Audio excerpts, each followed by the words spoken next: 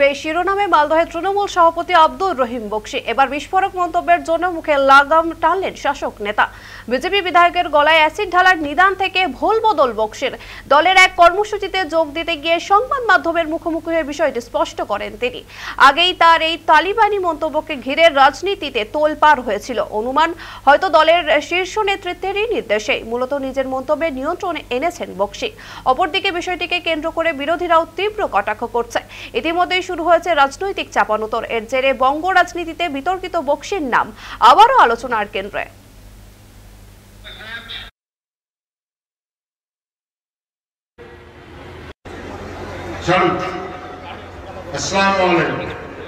সবাই উপস্থিত আছে।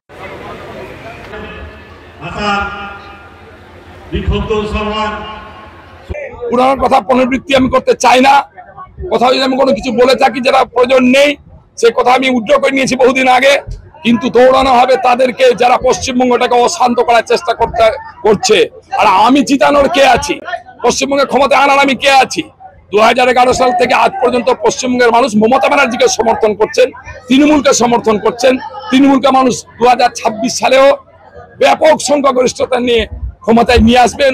আমাদের এটা ভালো লাগছে যে রহিম বক্সি নিজে বুঝতে পেরেছেন তার গণ্ডি কতটুকু আর কতটুকুর বাইরে তিনি বেরোবেন না। এটা আমাদের ভালো লাগছে এবং যাই হোক শেষে তার শুভবুদ্ধির উদয় হয়েছে। শুভবুদ্ধির উদয় হোক, এটাই আমরা চাই।